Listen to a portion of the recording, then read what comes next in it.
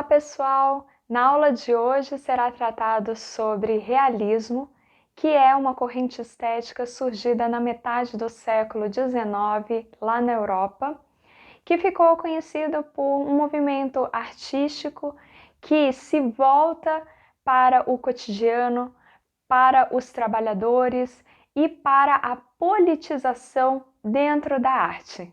Vem comigo e vamos conhecer um pouquinho mais sobre este movimento.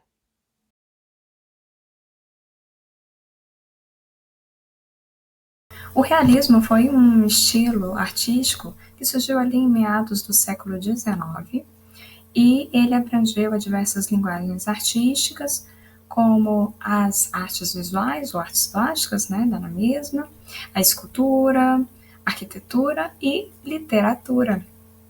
Esse nome, realismo, se deu ao principal ideal que esse estilo tinha, que na verdade era transmitir o mundo em si com uma objetividade, visando retratar o mundo de forma real, idêntica ao que se é visto, ou seja, a verdade nua e crua.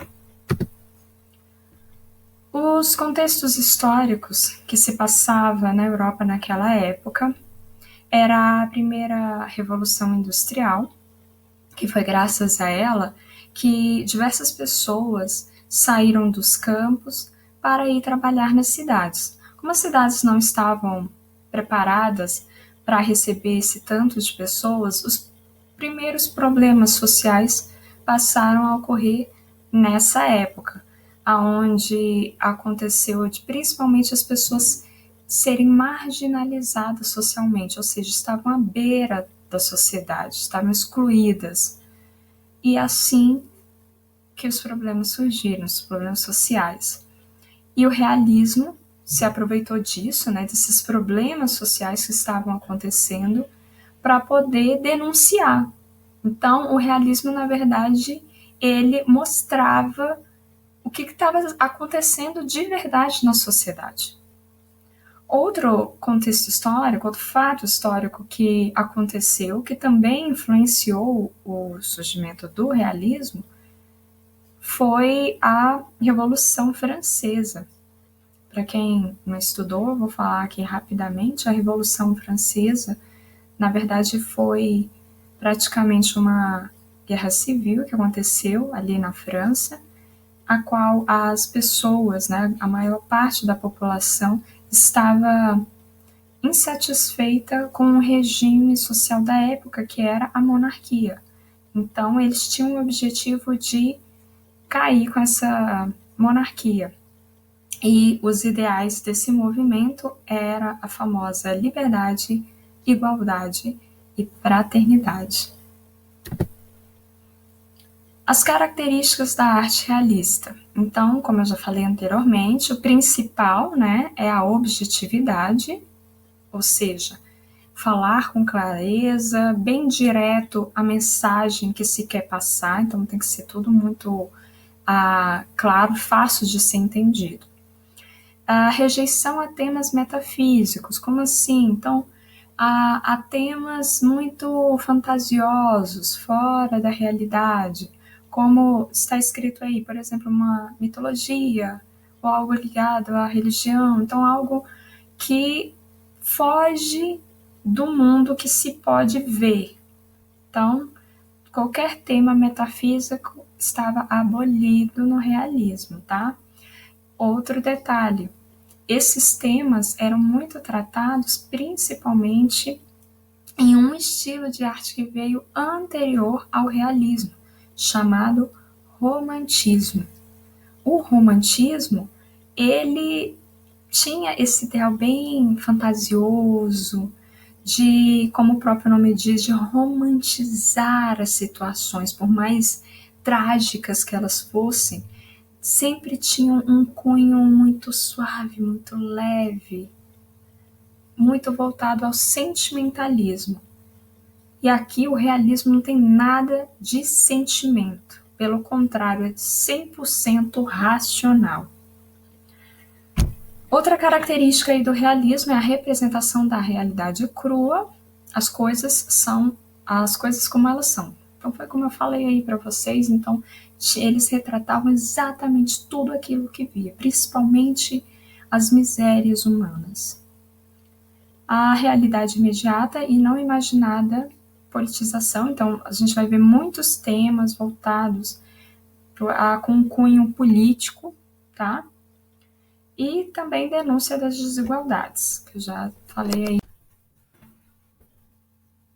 Então, vamos dar continuidade ao tema e o principal artista representante do realismo foi Gustave Courbet. Como vocês podem ver aí na tela, tem duas imagens. Essa daqui, do rapaz assustado, na verdade é um autorretrato de quando ele era mais jovem. Essa outra é o que representa o estilo de arte do realismo, né? Aí é um tema bem simples, se você reparar, é uma cena do cotidiano. Então, Gustave Courbet, ele gostava muito de retratar uma temática bem normal, com geralmente trabalhadores e pessoas mais simples. Como vocês podem ver aí nessa imagem seguinte, chamada Moças Peneirando Trigo, aonde mostra essas moças aí fazendo um trabalho mais braçal, algo bem de classes mais humildes. Você tem que entender que o realismo foi diferente porque por retratar pessoas que eram marginalizadas socialmente, pessoas que eram esquecidas, principalmente para as artes. Quando alguma pessoa era retratada, geralmente era alguém de posses, né? Geralmente alguém da burguesia ou de alguma monarquia, até porque era um pouco mais caro de adquirir uma obra. Então, só essas pessoas tinham uma condição financeira de estarem adquirindo. Só que com o realismo, não. Os artistas passaram a ter essa liberdade da temática, tá? Outro artista importante para o realismo europeu foi Jean-François Millet. O Millet, ele foi criado no campo, então o foco dele era retratar as pessoas que trabalhavam no campo, ou seja, os camponeses. Ele gostava muito dessa temática. Então a gente vai ver muito temas assim de colheita, a gente vê as pessoas em si trabalhando, num trabalho bem braçal, bem difícil de ser realizado. Ele gostava de falar disso, de mostrar que não era uma vida fácil de quem trabalhava no campo. Outro artista que ficou muito famoso na escultura, que também lidava com o realismo, era Auguste Rodin.